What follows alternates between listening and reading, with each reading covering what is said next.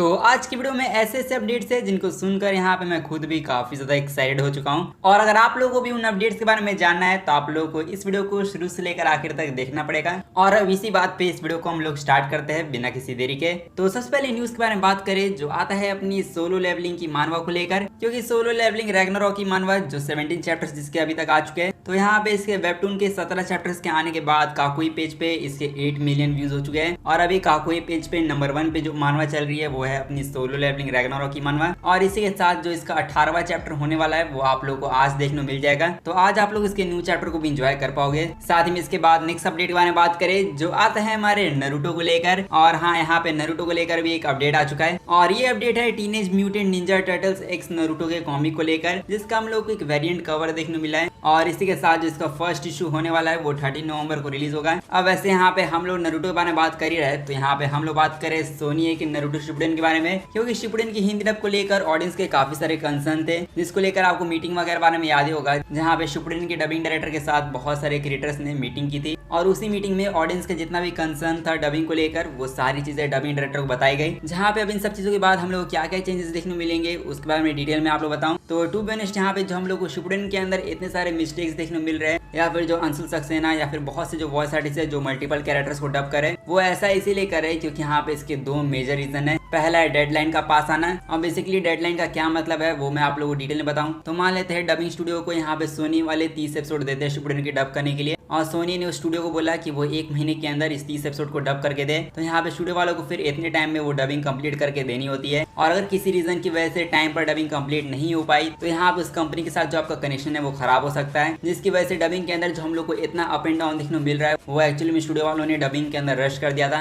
और बस जल्दी जल्दी डबिंग कंप्लीट करने की वजह से बहुत सारे प्रोनाउंसिएशन मिस्टेक्स को भी इग्नोर कर दिया गया। इसलिए कह सकते हैं कि यहाँ पे जल्दबाजी में डबिंग हुई, जिसकी वजह से यहाँ पे फैंस का तो दूसरा सवाल था कि अंशुल सक्सेना यहाँ पे काफी सारे कैरेक्टर को वॉइस क्यों दे रहे। तो जैसा कि मैंने ऑलरेडी बता दिया कि डबिंग यहाँ पे जल्दबाजी में हुई है और टाइम कम होने के कारण जो दूसरे वॉइस आर्टिस्ट होते हैं वो टाइम पर पहुंच नहीं पाते हैं। मतलब हो सकता है कि दूसरे वॉइस आर्टिस्ट दूसरे प्रोजेक्ट्स में बिजी हो, जिसकी वजह से आप लोग याद होगा कि एक बार पेन की वॉइस चेंज हो गई थी, या फिर बहुत सारे कैरेक्टर की वॉइस जो अभी अंशुल सक्सेना डब कर रहे हैं वो बस इसी रीजन से कर रहे हैं क्योंकि यहाँ पे डबिंग डायरेक्टर भी ज्यादा फोर्स नहीं करे किसी को, क्योंकि डेडलाइन यहाँ पे पास आ रहा है और यहाँ पे किसी भी वॉइस आर्टिस्ट का इंतजार करने का यहाँ पे उनके पास टाइम नहीं था। इसलिए इन सारी चीजों की वजह से ही आप लोगों को अंशुल सक्सेना की वॉइस मल्टीपल कैरेक्टर के अंदर सुनने को मिल रही थी, वो भी बिना मॉड्यूलेशन के। लेकिन इसका मतलब क्या है, क्या इन सब चीजों को सुनने के बाद यहाँ पे फ्यूचर में अब हो सकता है कि इंप्रूवमेंट हमें देखने मिले। तो हाँ, देखो हम लोग को इंप्रूवमेंट वगैरह देखने मिलेगी। और अब दूसरी तरफ जो आपका सबसे बड़ा सवाल होगा कि अब क्या मिनाटो खुशीना जिनकी डबिंग के अंदर मार ली गई थी तो उनकी वॉइसेस यहाँ पे सही होगी या नहीं, लोगों को बस ये जानना है। सो अनफॉर्चुनेटली मैं ये कहूंगा कि शायद हो सकता है कि ये चीज पॉसिबल ना हो। और ये है शिपुडेन की डबिंग खराब होने का दूसरा रीजन, वो है बजट, क्योंकि यहाँ पे एक्चुअली में शिपुडेन की डबिंग का बजट का प्रॉब्लम चल रहा है, जिसकी वजह से कई सारे वॉइस आर्टिस्ट को रिप्लेस कर दिया गया है। और उनमें से हम लोग बात करें अपनी किसामे के वॉइस आर्टिस्ट बारे में, तो यहाँ पे किसामे की पुरानी वॉइस नहीं आ सकती है, क्योंकि यहाँ पे किसामे के वॉइस आर्टिस्ट ने कह दिया है कि उनको परमानेंटली अंशुल सक्सेना से रिप्लेस कर दिया गया है। और इसका मतलब ये है कि किसामे के अंदर आप लोगों को अंशुल सक्सेना की वॉइस ही फ्यूचर में भी सुनने को मिलेगी। और इसके अलावा मिनाटो खुशना की वॉइस पर बात करें, जिनकी वॉइस को भी यहाँ पे चेंज नहीं किया जाएगा। यहाँ पे मोस्ट प्रोबेबली जो वॉइस आर्टिस्ट होंगे वो अपनी वॉइस को मॉड्यूलेट करेंगे, जो हाँ यहाँ पे मैं जानता हूँ कि आप लोग डिसअपॉइंट हुए होंगे। लेकिन यहाँ पे ये जो मैंने दो रीजन आप लोग बताए, इसमें पहला डेडलाइन का पास आना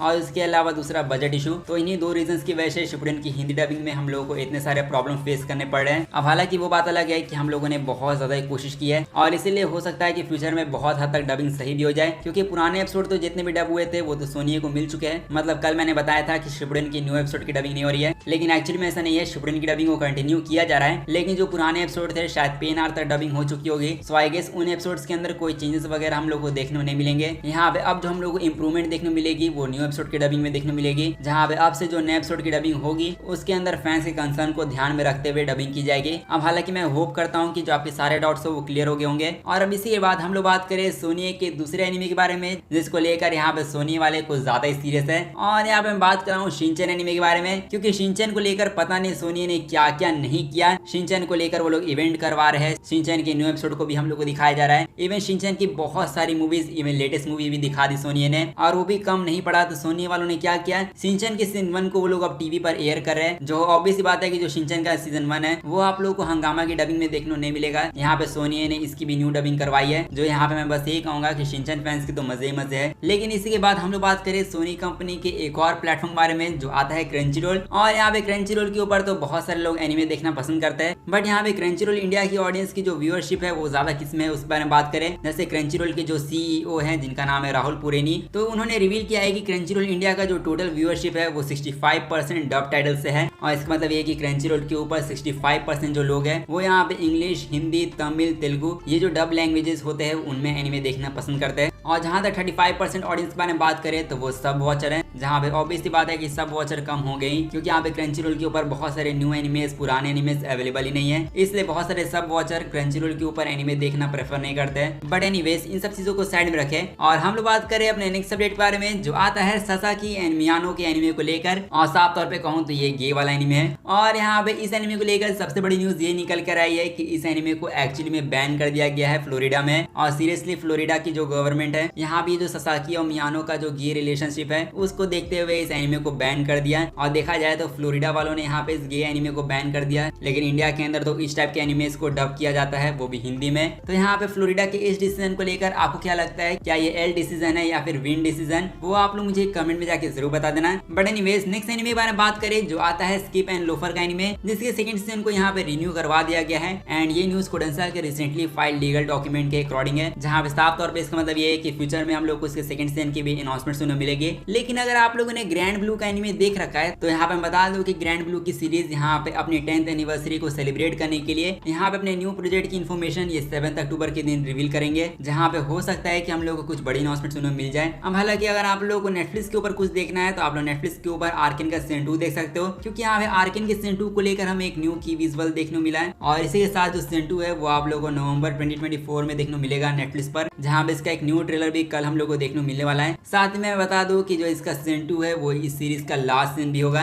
जो यहाँ पे जितने भी आर्केन के फैंस है वो इसको अच्छे से एंजॉय करना है। और यहाँ पे हम लोग बात करें अपने नेक्स्ट अपडेट के बारे में जो एक्चुअली में काफी ज्यादा क्रेजी न्यूज है। और ये न्यूज आती है इंडिया की फाइनेंस मिनिस्टर को लेकर जिनका नाम है निर्मला सीतारमन। और यहाँ पे ये न्यूज क्रेजी इसीलिए क्योंकि क्या आप लोग जानते हो कि जो इंडिया की फाइनेंस मिनिस्टर है वो यहाँ पे एनिमे देखती है, और वो भी ऐसे वैसे नहीं, वो स्टूडियो गिबलीज के एनिमे देखना पसंद करती है। जहाँ पे रिसेंटली में जो अपने मियाजाकी है उन्होंने रामेन मैग्सेसे अवार्ड को जीता है, जहाँ पे इस अवार्ड को जीतने के बाद इंडिया की फाइनेंस मिनिस्टर ने इन्हें कांग्रेचुलेशन किया है। और साथ में गिबली की फिल्म्स को लेकर इन्होंने अपना प्यार भी एक्सप्रेस किया है, जहाँ पे ये मियाजाकी के एनिमे मूवीज को बार बार देखना पसंद करती हैं। जो यहाँ पे एक्चुअली में काफी ज्यादा क्रेजी चीज है कि यहाँ पे इंडिया की फाइनेंस मिनिस्टर भी एनिमे देखना पसंद करती है। और अब यहाँ पे क्या मतलब इंडिया के अंदर भी एनिमे देखने वालों पर भी टैक्स लगने वाला है।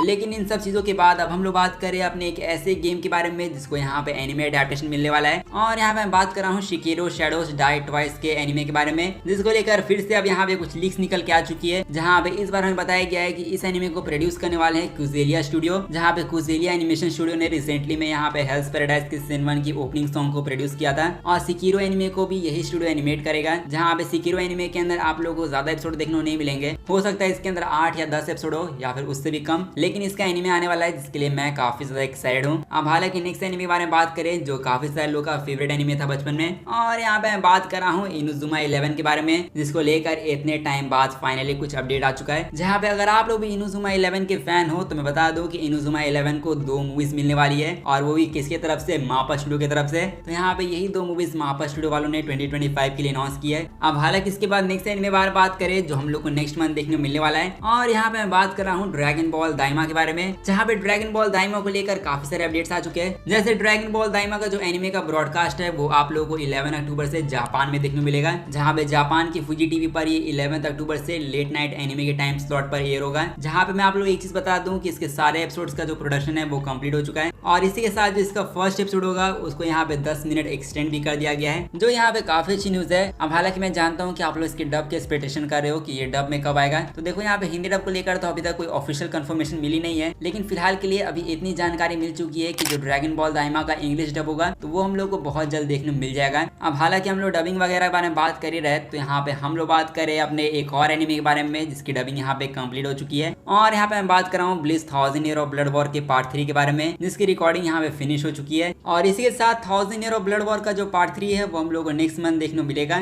साथ ही में इस वीडियो के लास्ट अपडेट के बारे में बात करें जो आता है अपने अटैक ऑन टाइटन को लेकर, क्योंकि यहाँ पे हाजिमे सायामा का जो अटैक ऑन टाइटन है उसको लेकर एक न्यू प्रोजेक्ट की अनाउंसमेंट 9 सितंबर को की जाएगी, जहाँ पे ईओटी का ये जो न्यू प्रोजेक्ट है वो क्या हो सकता है वो आप लोग गेस कर सकते हो। अब हालांकि सच कहूं तो यहाँ पे मैं ज्यादा एक्सपेक्टेशन लेके चलना नहीं चाहता हूँ, क्योंकि हो सकता है कि ये आर्ट एग्जीबिशन हो, लेकिन इसके साथ में शायद हो सकता है कि ये कोई ईओटी का वीडियो गेम हो। लेकिन मैं होप करता हूँ कि हमें कुछ अच्छी अनाउंसमेंट सुनने को मिले। अब वैसे इसी के साथ जितने भी अपडेट्स थे वो बस यहीं तक थे। होप करता हूँ कि आपको आज की वीडियो के अपडेट्स अच्छे लगे होंगे। अगर आप लोग को इस वीडियो के सारे अपडेट्स और न्यूज पसंद आई है तो आप लोग इस वीडियो को जाके लाइक कर दो और साथ ही में चैनल को भी जाके सब्सक्राइब कर दो ऐसी अमेजिंग कंटेंट के लिए। और अब मैं मिलता हूँ आप लोगों से बस ऐसी ही अगली वीडियो में, तब तक के लिए गुड बाय।